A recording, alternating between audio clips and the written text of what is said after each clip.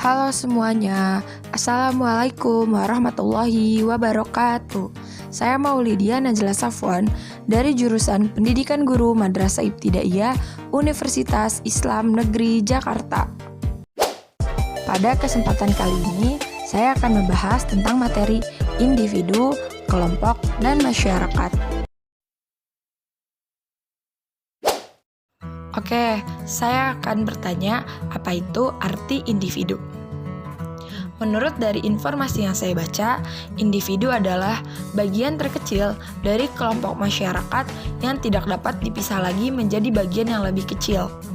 Kata individu berasal dari bahasa Yunani, individuum, yang artinya tidak terbagi, di mana dalam ilmu sosiologi individu diartikan sebagai sebuah organisasi atau seseorang yang bebas atau tidak terikat dengan organisasi yang lain, baik dalam hal tindakan, pikiran, maupun tingkah laku. Bahwasanya manusia itu merupakan suatu keseluruhan yang tak dapat dibagi-bagi. Kiranya sudah jelas ya bagi kita, hal ini merupakan arti pertama dari ucapan manusia adalah makhluk individual. Manusia lahir sebagai makhluk individual yang bermakna tidak terbagi atau tidak terpisahkan antara jiwa dan raga. Secara biologis, manusia lahir dengan kelengkapan fisik tidak berbeda dengan makhluk hewani. Namun, secara rohaniah sangat berbeda dengan makhluk hewani apapun. Jiwa manusia merupakan satu kesatuan dengan raganya untuk selanjutnya melakukan aktivitas atau kegiatan. Kegiatan manusia tidak semata-mata digerakkan oleh jasmaninya saja, tetapi juga aspek rohaninya.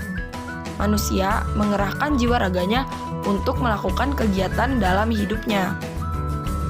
Setiap individu memiliki ciri dan sifat, karakteristik bawaan, dan karakteristik yang diperoleh dari pengaruh interaksi dengan lingkungannya.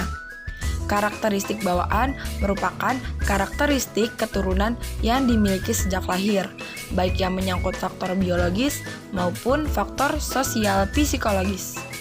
Apa yang dipikirkan dan dikerjakan seseorang atau apa yang dirasakan adalah merupakan hasil perpaduan antara apa yang ada di antara faktor keturunan dan faktor lingkungan. Perbedaan individual ini merupakan kodrat manusia yang bersifat alami.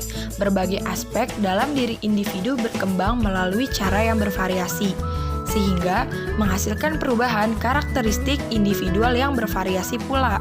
Perbedaan-perbedaan tersebut dapat kita amati seperti perbedaan dalam hal aspek fisik, intelek, emosi, sosial, bahasa, bakat, kepribadian, sikap dan kebiasaan, cita-cita, hasil belajar, penyesuaian sosial, nilai, moral, latar belakang keluarga, dan lain-lain. Perbedaan tersebut memiliki ciri khas yang unik loh, yang tidak sama dengan individu lain. Perbedaan individual tersebut membawa implikasi terhadap setiap layanan pendidikan untuk memperhatikan karakteristik peserta didik yang unik dan bervariasi. Menyamaratakan layanan pendidikan terhadap individu yang memiliki karakteristik berbeda satu sama lain, berarti mengingkari hakikat dan kodrat kemanusiaannya, sehingga akan memperoleh hasil yang kurang memuaskan dalam pendidikan. Walaupun ada perbedaan yang khas, namun secara umum remaja memiliki karakter yang sama. Kita masuk materi yang kedua, kelompok. Nah, saya mau nanya lagi nih, kalian tahu gak sih apa itu arti kelompok? Menurut yang saya baca, kelompok adalah individu yang hidup bersama dalam suatu ikatan serta terdapat dalam ikatan hidup bersama, adanya interaksi dan interelasi sosial, serta organisasi antar anggota. Kelompok merupakan inti kehidupan dalam masyarakat. Secara sosiologi, kelompok adalah suatu kumpulan dari orang-orang yang mempunyai hubungan dan interaksi, di mana dapat mengakibatkan tumbuhnya perasaan bersama. Jenis-jenis kelompok dapat dibedakan atas beberapa klasifikasi. Adapun cara pengklasifikasian yang umum digunakan adalah pengklasifikasian dua tipe atau dua arah, yang mana tipe 1 merupakan kebalikan dari tipe yang lain. Menurut Prayitno, pada tahun 1995 mengklasifikasikan kelompok dalam 4 jenis, yaitu yang pertama, kelompok primer dan kelompok sekunder. Yang kedua, kelompok sosial dan kelompok psikologikal. Yang ketiga, kelompok formal dan kelompok non-formal. Yang keempat, kelompok terorganisasikan dan kelompok tidak terorganisasikan. Manusia sebagai makhluk sosial, artinya manusia membutuhkan orang lain dan lingkungan sosialnya sebagai sarana untuk bersosialisasi. Bersosialisasi di sini berarti membutuhkan lingkungan sosial sebagai salah satu habitatnya. Maksudnya, tiap manusia itu saling membutuhkan satu sama lainnya untuk bersosialisasi dan berinteraksi. Manusia pun berlaku sebagai makhluk sosial yang saling berhubungan dan keterkaitannya dengan lingkungan dan tempat tinggalnya. Masyarakat. Istilah masyarakat berasal dari kata bahasa Arab syaraka yang berarti ikut serta dan berpartisipasi. Masyarakat adalah sekumpulan manusia yang saling bergaul. Dalam istilah ilmiah adalah saling berinteraksi. Suatu kesatuan manusia dapat mempunyai prasarana melalui warga-warganya dapat saling berinteraksi.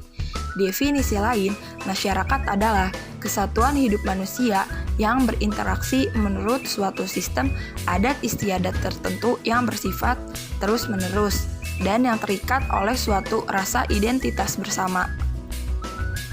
Ciri-ciri masyarakat. Suatu masyarakat merupakan suatu bentuk kehidupan bersama manusia yang mempunyai ciri-ciri sebagai berikut. Yang pertama, menghasilkan kebudayaan yang mengembangkan kebudayaan. Yang kedua, adanya kesadaran bahwa setiap manusia merupakan bagian dari suatu kesatuan. Yang ketiga, manusia yang hidup bersama sekurang-kurangnya terdiri dari 2 orang. Yang keempat, bergaul dalam waktu cukup lama. Sebagai akibat hidup bersama itu, timbul sistem komunikasi dan peraturan-peraturan yang mengatur hubungan antar manusia. Pembagian masyarakat. Cara terbentuknya masyarakat mendatangkan pembagian dalam masyarakat paksaan dan masyarakat merdeka. Cukup sekian yang dapat saya sampaikan, kurang lebihnya mohon maaf. Wassalamualaikum warahmatullahi wabarakatuh.